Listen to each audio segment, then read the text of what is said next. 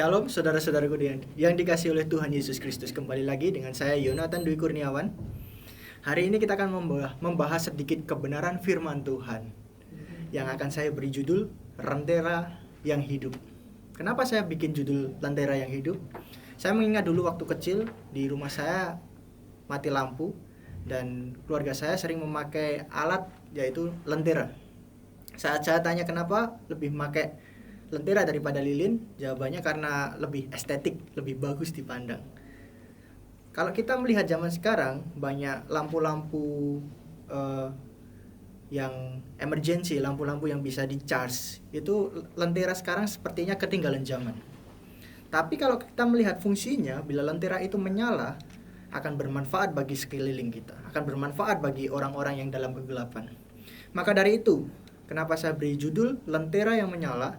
Agar kita sadar bahwa kita manusia terbatas. Tapi saat kita menyala, saat kita ada terang dalam hidup kita dapat menjadi bermanfaat, kita dapat menjadi berguna di sekeliling kita. Maka dari itu, kita akan belajar menjadi lentera yang menyala. Saya akan ambil natsnya di dalam 1 Tesalonika 2 ayat yang ke-8. Saya akan bacakan untuk saudara-saudara sekalian. 1 Tesalonika 2 ayat yang ke-8 bunyinya seperti ini.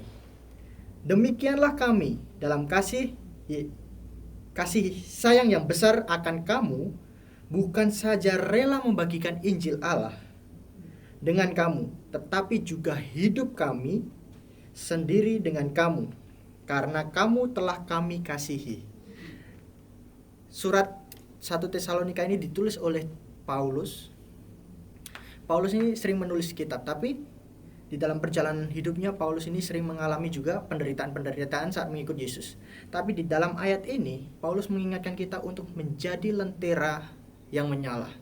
Ada 3 hal yang akan kita pelajari di sini, yaitu bagaimana kita bisa menjadi lentera yang menyala menurut Paulus agar kita bisa menjadi terang bagi sekeliling kita, agar kita bisa menjadi berguna bagi sekeliling kita.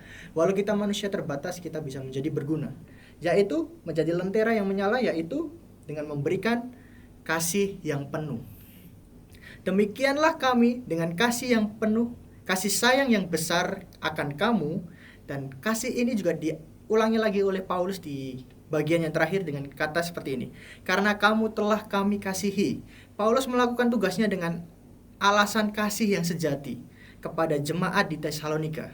Ia kasih yang penuh, dia rela melakukan tugasnya yang berat dengan kasih yang penuh, dengan kasih yang sempurna, dengan kasih yang luar biasa. Kalau kita melihat ayat yang sebelumnya ditulis seperti ini di ayat yang ke-7. Tetapi kami berlaku ramah di antara kamu sama seperti seorang ibu mengasuh dan merawati anaknya.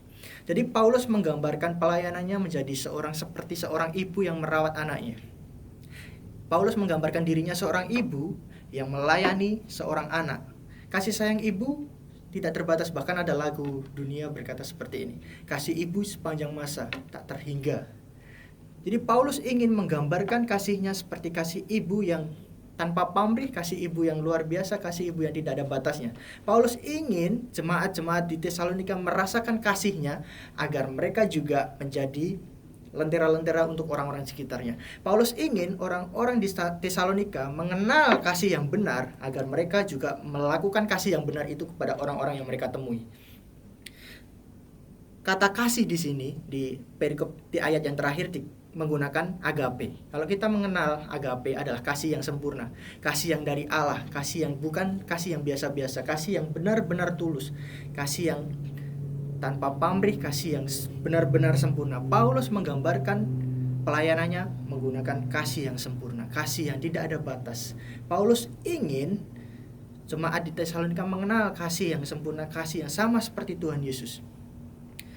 Kalau kita mengingat Bapak Ibu Saudara, seperti Paulus yang sadar bahwa dia telah menerima keselamatan. Paulus dulu adalah orang yang sangat bejat, orang yang sangat jahat, orang yang sangat keji, orang yang sering menyiksa-nyiksa orang Kristen. Tapi saat dia dipanggil, dia diperbaharui, dia dipakai Tuhan. Tuhan tidak mengenal, tidak mengingat-ingat lagi masa lalunya, tapi Paulus diterima Tuhan dengan kasih yang luar biasa. Paulus ingin orang-orang juga mengenal kasih yang agape, kasih yang luar biasa seperti Paulus telah diterima Tuhan, dan jemaat di Tesalonika dapat menyebarkan kasih itu yang penuh kepada orang-orang di sekitarnya. Kita belajar yang pertama adalah memberi kasih yang penuh. Lalu selanjutnya bagaimana kita bisa menjadi lentera yang menyala, yaitu memberikan kebenaran yang utuh. Kita akan ambil di dalam ayat yang ke-8 yang ke-B. Saya akan bacakan seperti ini. Bukan saja rela membagikan Injil Allah dengan kamu. Jadi Paulus bukan hanya datang membawa kasihnya yang luar biasa, kasih yang agape, kasih yang sempurna. Sebagai hamba Tuhan yang baik, sudah menerima kasih yang benar, kasih yang penuh kepada Tuhan. Tapi Paulus juga mendatangi jemaat Tesalonika, juga melayani jemaat di Tesalonika dengan kebenaran yang utuh. Demikianlah kami dengan kasih sayang yang besar akan kamu, bukan saja rela membagikan Injil Allah. Paulus datang dengan Injil Allah.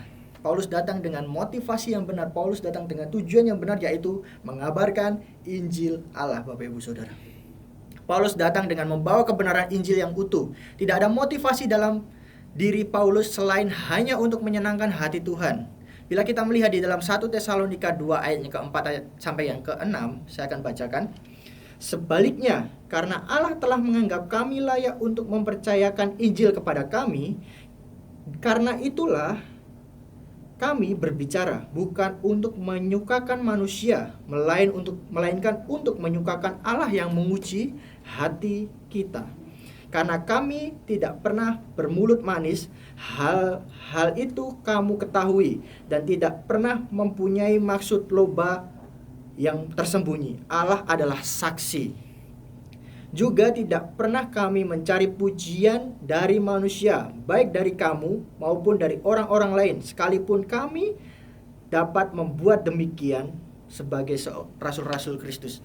Jadi Paulus datang benar-benar dengan motivasi yang tulus, hati yang murni, yaitu untuk menyebarkan kabar baik. Jika dia ingin sebenarnya, bisa saja dia mencari puji-pujian, bisa saja dia mencari nama, bisa saja dia mencari panggung untuk dirinya sendiri. Tapi Paulus benar-benar mendasari pelayanannya hanya untuk menyenangkan hati Tuhan, bukan untuk menyenangkan hati manusia. Terlihat bahwa memang Paulus hanya ingin memuliakan nama Tuhan dan mengabarkan Injil yang utuh, bukan untuk membesarkan namanya sendiri. Paulus benar-benar memiliki motivasi yang tulus. Paulus tahu tujuan utama dalam hidupnya adalah menyampaikan kabar baik. Paulus ingin orang-orang Tesalonika mengenal kabar baik yang mengandung kebenaran, kabar baik yang mengandung keselamatan, bukan hanya untuk dirinya sendiri. Menyampaikan kabar baik adalah tugas semua orang, bukan hanya tugas seorang yang lulusan teologi, bukan hanya dosen-dosen, bukan hanya pendeta, bukan hanya pemimpin-pemimpin, bukan hanya para penginjil, tapi tugas kita semua selaku murid Tuhan Yesus. Banyak orang di luar sana yang belum menerima Yesus bukan karena mereka tidak mau, tapi karena mereka bisa jadi belum pernah mendengar akan kabar baik Yesus, kabar baik keselamatan yang Tuhan sediakan. Saya pernah mendengar suatu kata-kata yang luar biasa dari Bapak R.C. Sproul. Dia berkata seperti ini: penginjilan adalah ibarat seorang pengemis yang memberitahu pengemis lain di mana dia dapat menemukan roti. Jadi penginjilan adalah seorang pengemis yang memberitahu pengemis lain di mana dia bisa menemukan roti. Jadi artinya apa, Bapak Ibu Saudara? Jadi kita sebenarnya sama-sama dalam dosa. Kita sama-sama dalam kegelapan. Kita sama-sama penuh dosa. Tapi seorang yang sudah menerima Yesus, mereka sudah menemukan roti itu. Tugas kita apa? Tugas kita adalah kita tidak boleh acuh kepada orang-orang di luar sana. Kita harus mengingat orang-orang di sana juga memerlukan keselamatan itu. Tugas kita adalah menyampaikan di mana kita menemukan keselamatan itu. Tugas kita menyampaikan di mana kita bisa selamat karena roti yang sudah kita temukan, agar mereka juga merasakan keselamatan seperti kita merasakan. Apakah kita tetap membiarkan mereka kelaparan? Apakah hati kita tetap rela membiarkan mereka tidak menemukan roti mereka sehingga mereka tidak bisa makan? Marilah kita terlibat dalam misi Allah, karena ini bukan tugas pemimpin-pemimpin gereja, bukan tugas lulusan-lulusan teologi, tapi tugas kita sebagai murid-murid Yesus, tugas kita sebagai orang yang sudah diselamatkan oleh Tuhan Yesus. Tugas kita sebagai orang yang sudah menerima Yesus sebagai juru selamat kita, agar orang lain juga merasakan keselamatan yang Tuhan sediakan, keselamatan yang Tuhan berikan kepada kita.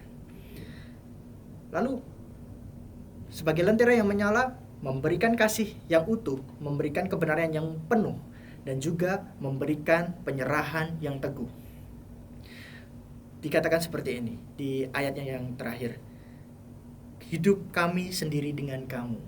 Kalau saya baca ayatnya yang keseluruhan berkata seperti ini, demikianlah kami dalam hidup, dalam kasih yang besar akan kamu, bukan saja rela membagikan Injil Allah dengan kamu, tetapi juga hidup kami sendiri dengan kamu karena kamu telah kami kasihi.